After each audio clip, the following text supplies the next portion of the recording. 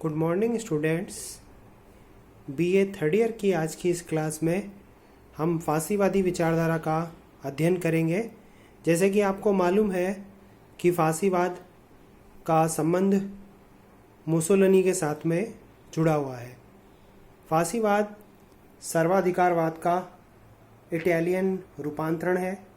दूसरी बात, फासीवाद क्या है? सर्वाधिकारवाद का इटालियन रूपांतरण है। इसके बाद तीसरी बात, इसकी जो फासीवाद शब्द की जो उत्पत्ति है वो इटालियन शब्द फासियो से हुई है, जिसका मतलब होता है लकड़ियों का गट्ठर एवं कुल्हाड़ी। इसका जो जन्म है, फासीवाद की अवधारणा का जो जन्म है, वो किन परिस्थितियों में हुआ, इसके बारे में पहले हम बहुत संक्षेप में पढ़ लेते हैं। प्रथम विश्व युद्ध के बाद जो इटली में निराशा उत्पन्न हुई, उसके कारण इस विचारधारा को जन्म लेने के लिए परिस्थितियां मिली। मुसोलिनी ने इसका लाभ उठाया। प्रथम विश्व युद्ध के बाद में इटली यह मानकर चलता था कि जर्मनी के विरुद्ध मित्र देशों का साथ देने की वजह से उसे लाभ मिलेगा, लेकिन युद्ध के बाद वो लाभ उसे नहीं मिल पाया, जिसके कारण इटली के नागरिकों में निराशा का भाव उत्पन्न हुआ और इस निराशा का लाभ मुसोलिनी ने उठाया। इसके बाद जब युद्ध समाप्त हुआ तो श्रमिकों और सैनिकों में बेरोजगारी जो थी वो फैली, क्योंकि युद्ध से संबंधित जो उत्पादन था वो बंद हो गया और सैनिक जो थे वो युद्ध से वापस घर लौटे। और उस समय, युद्ध के समय, जो जल्दबाजी में सैनिकों की भर्ती की गई थी, उन सारे सैनिकों को नौकरियों से निकाल दिया गया।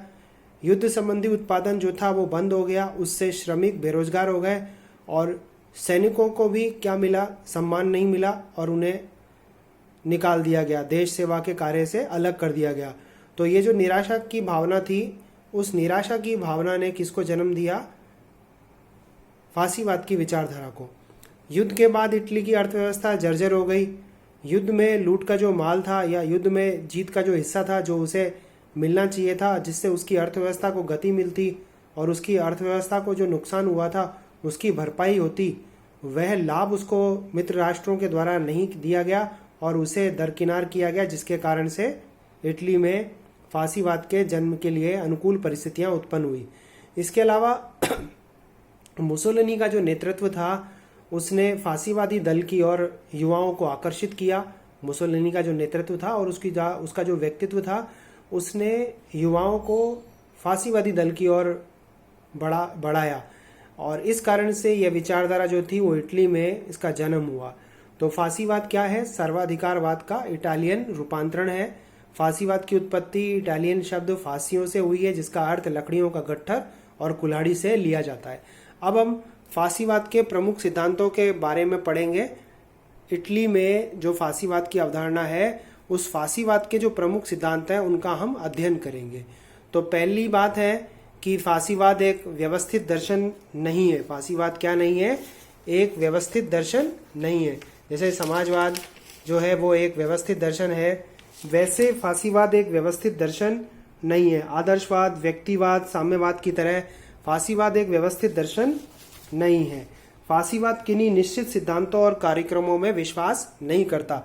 फासीवाद निश्चित कार्यक्रमों और सिद्धांतों में विश्वास नहीं करता। मुसोलिनी खुद कहता है हमारा कार्यक्रम सरल है, और वो क्या कहता है? मेरा कार्यक्रम बात नहीं काम है। मेरा कार्यक्रम बातें करना नहीं बल्कि काम करना है। फासीवाद इटली की राजनीति के बंजारे हैं, जो किन्हीं भी निश्चित सिद्धांतों में बंधे हुए नहीं है। इटली की जनता के कल्याण को एकमात्र लक्ष्य मानकर वे शाश्वत गति से आगे बढ़ते रहते हैं। तो मतलब कोई निश्चित दर्शन नहीं है फासीवाद। दूसरी बात, बुद्धि और विवेक की बजाय ये कल्पना और रहस्यों में विश्वास रखता है। मानवीय बुद्धि और विवेक की बजाय फासीवाद किस में विश्वास रखता है? कल्पना और रहस्यों में विश्वास करता है, और कल्पनाओं से और रहस्यों से वो जनता, इटली की जनता को अपनी तरफ मोड़ना चाहता था। फासीवाद बुद्धि और विवेक में विश्वास न करके कल्पना और रहस्यों पर विश्वास करता है। मुसोलिनी मनुष्य को पशु तुल्य मानता है और उसके अनुसार जनता अपने नेता से डर के कारण ही उसकी आज्ञा का पालन करती है। उसने इटली की जनता को उकसाने और अपना समर्थन पाने के लिए कल्पनाओं का सहारा लिया। इस तरीके से वह तर्कहीन विचारधारा में विश्वास करता है। मतलब फासीवाद क्या है? एक तर्कहीन विचारधारा है। क्या है? तर्क विहीन विचारधारा है, कल्पनाओं और रहस्यों पर बल देता है और जनता को कहानियां और कथाएं सुनाकर उनको अपनी ओर ले जाने का प्रयास करता है, बुद्धि और विवेक में विश्वास नहीं करता है। इसके बाद वो लोकतंत्र का विरोधी है, कुलीन तंत्र का समर्थक है, लोकतंत्र का विरोधी है। फांसीवाद लोकतंत्र को मूर्खतापूर्ण, भ्रष्ट, काल्पनिक और अव्यवहारिक शासन मानता है। फांसीवाद लोकतंत्र को क्या मानता है? मूर्खतापूर्ण मानता है, भ्रष्ट मानता है, काल्पनिक और अव्यवहारिक शासन मानता है और लोकप्रिय संप्रभुता के सिद्धांत को झूठ मानता है। फांसीवाद लोकतंत्र की तुलना शव से करता है और संसद को बातूनी लोगों की दुकान कहता है और बहुमत के शासन को उल्लुओं की व्यवस्था कहता है। बहुमत के शासन को वो क्या कहता है? उल्लुओं की व्यवस्था। बहुमत के शासन को क्या कहता है? उल्लुओं की व्यवस्था कहता है। तो वो कुलीन तंत्र में विश्वास करता है और लोकतंत्र का वो विरोधी है। इसके बाद वो मानवीय समानता में विश्वास नहीं करता। वो कहता है कि मनुष्य में जन्म से ही असमानता होती है, मनुष्य में जन्म से ही असमानता होती है। कोई भी दो व्यक्ति शारीरिक रूप से और शक्ति की दृष्टि से कभी भी समान नहीं हो सकते। मानव समानता में अविश्वास। और फांसीवाद पुरुष को स्त्री से, फांसीवाद किसको किससे मानता है श्रेष्ठ?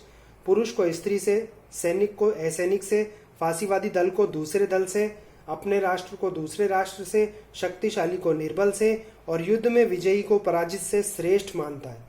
यानी पुरुष को स्त्री से, सैनिक को असैनिक से, फांसीवादी दल को दूसरे दल से वो क्या मानता है? श्रेष्ठ मानता है और कहता है कि जन्म से ही मानव क्या होता है? असमान होता है, शक्ति की दृष्टि से और बुद्धि की दृष्टि से। तो मानवीय समानता के सिद्धांत में वो विश्वास नहीं करता, वो लोकतंत्र का विरोधी है। कुलीन तंत्र में वो विश्वास करता है।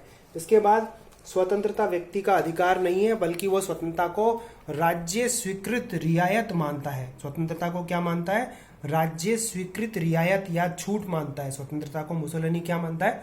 राज्य द्वारा दी गई छूट मानता है स्वतंत्रता को।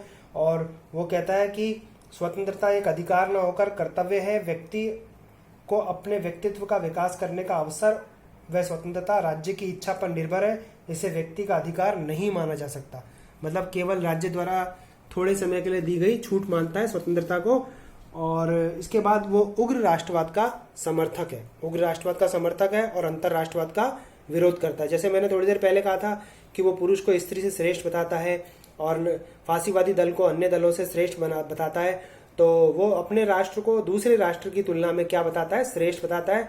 और यही चीज यहाँ पर बताती है कि वो उग्र राष्ट्रवाद का समर्थक है। और वो कहता है कि इटली के भीतर ही सब कुछ है, इटली के बाहर कुछ भी नहीं है। राज्य के भीतर ही सब कुछ है, राज्य के बाहर कुछ भी नहीं है। अगर इटली को शक्तिशाली बनना है तो उसे अपनी जनसंख्या को बढ़ाना चाहिए, उसको अपनी सीमाओं को बढ़ाना चाहिए और राष्ट्र के नागरिकों को इटली के प्रति समर्पित होना चाहिए। तो वो उग्र राष्ट्रवाद का समर्थक है और वो सर्वाधिकारवादी राज्य का समर्थन करता है। सर्वाधिकारवादी राज्य का समर्थन करने का मतलब है एक ऐसा राज्य जिसके पास में सारी शक्तियां हैं, अधिकार उसके विरुद्ध नहीं हो सकते, स्वतंत्रता उसके विरुद्ध नहीं हो सकती, राज्य के भीतर ही सब कुछ है, व्यक्ति राज्य के विरुद्ध स्वतंत्रता की मांग नहीं कर सकता, अधिकारों की मांग नहीं कर सकता, राज्य सर्वशक्तिशाली है।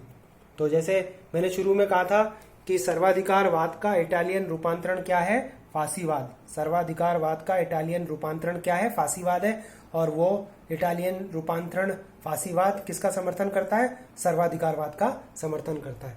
अब इसके बाद में राज्य के पृथक व्यक्तित्व में वो विश्वास करता है। वह ये कहता है कि चाहे व्यक्तियों से मिलकर राज्य का निर्माण हुआ हो, समाज का निर्माण हुआ हो, लेकिन जैसे संपूर्ण शरीर अंगों से अपना अलग पृथक अस्तित्व रखता है, वैसे ही राज्य जो होता है वह व्यक्तियों से अलग अपना अस्तित्व रखता है। फांसीवादी राज्य के सावयव सिद्धांत में विश्वास करते थे। जिस प्रकार शरीर के विभिन्न अंग होते हुए भी शरीर का पृथक अस्तित्व होता है, उसी प्रकार व्यक्तियों से बना होने पर भी राज्य का पृथक व्यक्तित्व होता है। शरीर के किसी अंग का शरीर से पृथक कोई अस्तित्व नहीं होता, उसी प्रकार राज्य से पृथक व्यक्ति का कोई अस्तित्व नहीं हो सकता। मतलब राज्य के पृथक व्यक्तित्व की कल्पना करता है, बावजूद इसके कि व्यक्ति के योग से ही समाज और राज्य का निर्माण होता है। लेकिन वो कहता है कि जैसे शरीर का अंगों से पृथक अस्तित्व होता है, वैसे ही राज्य का भी पृथक व्यक्तित्व होता है। हाँ, वो ये कहता है कि अंगों का शरीर के बिना कोई अस्तित्व नहीं हो सकता। अब इसके बाद वो हिंसा का, साम्राज्यवाद का और सैन्यवाद का समर्थन करता है। हिंसा का, साम्राज्यवाद का और सैन्यवाद का समर्थन करता है। तो वो कहता है कि भाई, जैसे मैंने कहा कि वो उग्र राष्ट्रवाद का समर्थन करता है। वो कहता है कि राज्य के भीतर सब कुछ है, राज्य के बाहर कुछ भी नहीं है। इटली को शक्तिशाली बनना है तो उसे अपनी जनसंख्या बढ़ानी चाहिए, उसे अपने साम्राज्य का विस्तार करना चाहिए और इसके लिए उसे अपनी सैन्य शक्ति में वृद्धि करनी चाहिए। तो वो हिंसा का, साम्राज्यवाद का और सैन्यवाद का समर्थन करता है। अंतर्राष्ट्रवाद का विरोध करता है। जब वो अपने राष्ट्र को दूसरे राष्ट्र से श्रेष्ठ मानता है तो वो कैसे अंतर्राष्ट्रवाद का समर्थन कर सकता है। वो अपने राष्ट्र को, अपनी संस्कृति को और अपने नागरिकों को दूसरे देश के नागरिकों और दूसरे देश से श्रेष्ठ मानता है। अब फासीवाद एक दल, एक नेता और एक शासन में विश्वास करता है। मतलब पूर्ण रूप से वो सर्वाधिकारवादी शासन की ओर संकेत देता है और एक दल का, एक नेता का और एक शासन में विश्वास करता है। एक दल कौन सा? फासीवादी दल। एक नेता कौन सा? मुसोलिनी। और एक शासन कौन सा? फासीवादी शासन। अब सबसे आखिर में वो राज्य के निगमनात्मक रूप का समर्थन करता है। फासीवादी आर्थिक क्षेत्र में निगमनात्मक राज्य के सिद्धांत को अपनी मौलिक और अद्वितीय देन मानते हैं। आर्थिक क्षेत्र में फासीवाद, ध्यान से सुनिए, आर्थिक क्षेत्र में फासीवाद व्यक्तिवाद और समाजवादी अर्थव्यवस्था के मध्य मार्ग को ग्रहण करता है। फासीवाद अत्यंत महत्वपूर्ण उद्योगों का राष्ट्रीयकरण करना चाहता है और शेष उद्योगों को निजी हाथों में सौंपना चाहता है। महत्वपूर्ण उद्योगों का राष्ट्रीयकरण और शेष उद्योगों को वो निजी हाथों में देना चाहता है। राज्य के निगमनात्मक रूप का समर्थन, जिसमें वो महत्वपूर्ण उद्योगों का राष्ट्रीयकरण करना चाहता है और शेष उद्योगों को निजी हाथों में सौंपना चाहता है तथा उन पर भी राष्ट्रहित में नियंत्रण करना चाहता है।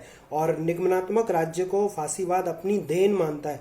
पूंजीपतियों और मजदूरों को किसी भी प्रकार से राष्ट्रहित के विरुद्ध कार्य करने की अनुमति निगमनात्मक राज्य में नहीं दी गई। निगमनात्मक राज्य का निगमनात्मक रूप, इसका समर्थन करता है फासीवाद। और निगमनात्मक राज्य में पूंजीपतियों और मजदूरों को किसी भी प्रकार से राष्ट्रहित के विरुद्ध कार्य करने की अनुमति नहीं है। तो ये तो थी इसके फासीवाद के सिद्धांतों की बात। अब हम बात करेंगे कि इसकी जो आलोचनाएं हैं, उन आलोचनाओं की हम बात करेंगे कि राज्य को उसने साध्य माना, जो अपने आप में उचित नहीं है। राज्य को साध्य मानना अपने आप में उचित नहीं है, क्योंकि राज्य तो मानव के कल्याण का साधन होता है। राज्य अपने आप में कभी भी साध्य नहीं होता, वो मानव के कल्याण का साधन होता है। इसके बाद दूसरी आलोचना कि फासीवाद उन्नतशील विचारों का विरोधी है। फासीवाद उन्नतशील विचारों का विरोधी है। फासीवाद प्रजातंत्र का विरोधी है, समाजवाद का विरोधी है, विश्व शांति का विरोधी है, मानव की स्वतंत्रता का विरोधी है, वो शांति का विरोधी है। वो प्रजातंत्र को सड़ी हुई लाश कहता है, वो भी गलत है। बातूनी लोगों की दुकान कहता है उसको, निम्न सदन को, वो भी गलत है। फिर उसने निरंकुशतावाद का समर्थन किया, सर्वाधिकारवाद का समर्थन किया, जो भी मानव हित के विरुद्ध है। तो फासीवाद जो है वो कोई व्यवस्थित दर्शन नहीं है, इस कारण से भी उसकी हम आलोचना कर सकते हैं। इसके अलावा वो युद्ध और साम्राज्यवाद का समर्थन करता है, जो वैश्विक शांति का विरोध करने वाला एक विचार है। तो फासीवाद की आलोचना हम कर सकते हैं यहाँ पर। और पॉजिटिव चीज सिर्फ हमें राष्ट्र प्रेम की जो भावना है फासीवाद की, वो अपने आप में दिखती है। लेकिन उग्र राष्ट्रवाद जो है वो दुनिया को हमेशा से युद्धों की ओर धकेलता रहा है। फिर धर्म और राजनीति के संबंध में भी उसके विचार उचित नहीं है। और इसके अलावा वो राज्य के पृथक व्यक्तित्व की जो बात करता है वो भी अनुचित है, क्योंकि व्यक्तियों के व्यक्तित्व से अलग हटकर राज्य का अपना कोई व्यक्तित्व नहीं हो सकता। तो ये भी चीज गलत है। तो कुल मिलाकर फासीवाद के दर्शन के संबंध में हमने जो विचार देखे वो आज आपके सामने मैंने रखे, जिसमें मैंने फासीवाद की उत्पत्ति कैसे हुई, फासीवाद जो है वो सर्वाधिकारवाद का इटालियन रूपांतरण है, और फासीवाद के जो जन्म हुआ, वो जन्म होना फासीवाद का वो स्वाभाविक था, क्योंकि इटली के साथ में प्रथम विश्व युद्ध के बाद अन्याय हुआ था। इसलिए इस प्रकार की विचारधारा का जन्म होना जो था वो उपयुक्त प्रतीत होता है। और फासीवाद एक ऐसी विचारधारा थी, या मुसोलिनी एक ऐसा नेता था जिसने द्वितीय विश्व युद्ध की ओर विश्व को धकेला था। तो कुल मिलाकर आज हमने किसका अध्ययन किया? BA थर्ड ईयर की अपनी क्लास में फासीवाद के प्रमुख सिद्धांतों का, उनके जन्म के कारणों का और इसके अलावा फासीवाद की आलोचनाओं का अध्ययन हमने किया।